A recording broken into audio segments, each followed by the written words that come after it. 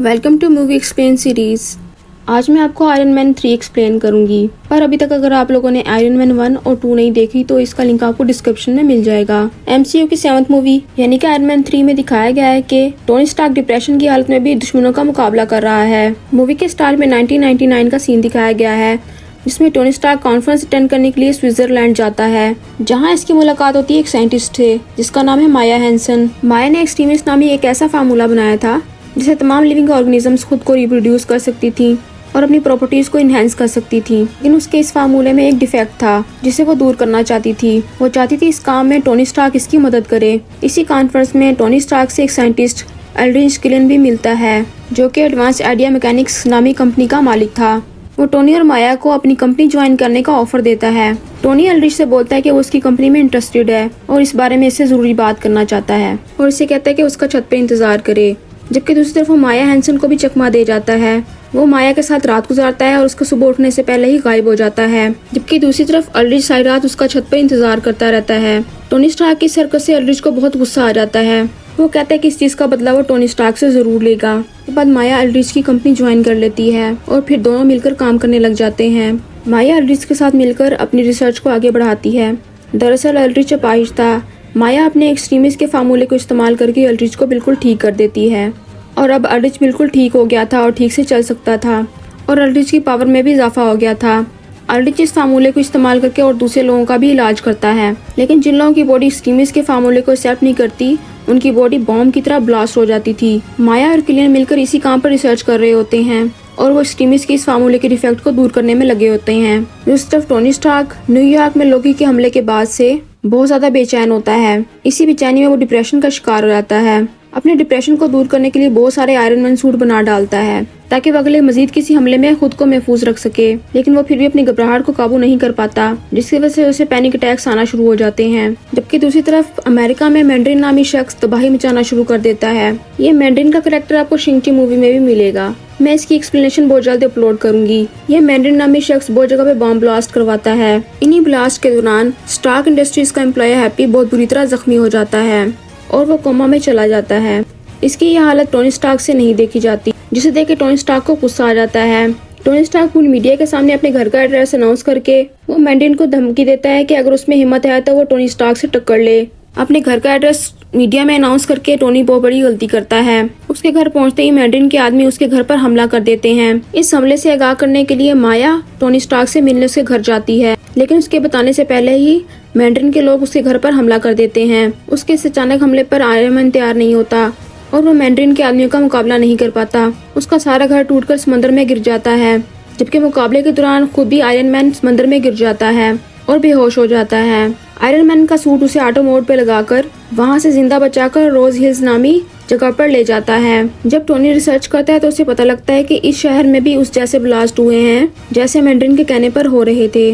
वहाँ पर टोनी के सूट का पावर खत्म हो जाता है, इसलिए वो वापस न्यूयॉर्क नहीं लौट पाता। जबकि दूसरी तरफ सारी दुनिया समझती है कि टोनी इस हमले में मारा गया है। फिर टोनी वहाँ हार्ले नामी बच्चे से हेल्प लेता है और वो उसके घर अपना आर्मर चार्ज करता है। वहाँ पर रिसर्च के बाद उसे पता लगता है मैंड्रिन की बम ब्लास्ट में एल्ड्रिच का भी हाथ है। फिर टोनी स्टार्क सैटेलाइट की मदद से मैंड्रिन के घर का लोकेशन ट्रैक कर लेता है और फिर वो मियामी जाकर उसे पकड़ लेता है।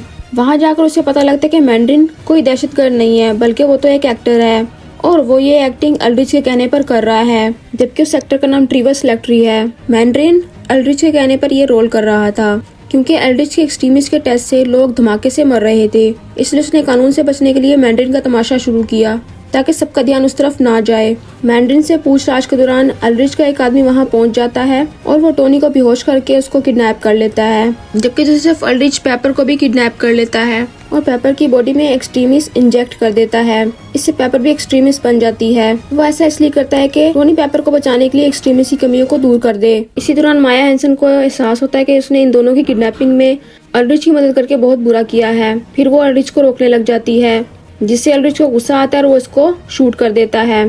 फिर दूसरी तरफ जेम्स वार मशीन पहनकर यूएस प्रेसिडेंट की सिक्योरिटी में लगा हुआ था। उसे भी एल्ड्रिच के आदमी मैंड्रिन की गलत लोकेशन देकर किडनैप कर लेते हैं और एल्ड्रिच उसका आर्मर छीन लेता है ताकि वो इस वार मशीन को पहनकर यूएस प्रेसिडेंट तक पहुंच जाए और उसको किडनैप कर ले। और इस काम में वाइस प्रेसिडेंट एल्ड्रिच की हेल्प कर रहा था। दरअसल वाइस प्रेसिडेंट की बेटी अपाहिज थी और अल्ड्रिच ने इसके बदले में इसकी बेटी को ठीक करने का वादा किया था। तभी तो वाइस प्रेसिडेंट को किडनैप करवाने में मदद कर रहा था। इसके अलावा भी अल्ड्रिच प्रेसिडेंट को मारकर वाइस प्रेसिडेंट को इसकी जगह दिलवाने वाला था। इस तरह न्यू प्रेसिडेंट अल्ड्रिच के काबू में रहता और वो इनडायरेक्टली अमेरिका पर हुकूमत कर पाता। उसके बाद अल्ड्रिच अपने एक आदमी को जेम्स से छीना हुआ आर्मर पहनाकर प्रेसिडेंट के पास भेज देता है और प्रेसिडेंट को किडनैप करने में कामयाब हो जाता है। जबकि दूसरे जेम्स और टोनी स्टार्क अल्ड्रिच की कैद से भाग निकलते हैं और वो उस जगह पर पहुंचते हैं जहां प्रेसिडेंट को किडनैप करके रखा गया था। उसी जगह पर पेपर भी कैद थी। यहाँ अल्ड्रिच के आदमी प्रेसिडेंट को मारने ही वाले थे, तभी टोनी अपने सारे बनाए गए आर्मर्स को यहाँ बुलवा लेता है। दरअसल अल्ड्रिच के सारे आदमी एक्सट्रीमिस्ट ही होते हैं। अब एक्सट्रीमिस्ट और आर्मर्स के दरमियान जंग शुरू हो जाती है, जबकि जेम्स यूएस प्रेसिडेंट को बचाकर वहाँ से ले जाता है, जबकि दूसरी तरफ टोनी पेपर को बचाने की कोशिश करता है। लेकिन इस कोशिश के दौरान पेपर का हाथ टोनी के हाथ से फिसल जाता है और वो नीचे आग में जा गिरती है। उसके बाद टोनी स्टार्क और अल्ड्रिच के दरमियान लड़ाई शुरू हो जाती है। इस लड़ाई के दौरान टोनी अल्ड्रिच के सामने कमजोर पड़ने लग जाता है। तभी पेपर वहां आकर अल्ड्रिच को मार डालती है। दरअसल पेपर की बॉडी में एक्सट्रीमिस्ट की पावर थी, इसलिए वो इतनी बुलंदी से गिरने के बावजूद जिंदा बच गई थी और अल्ड्रिच को मार पाई।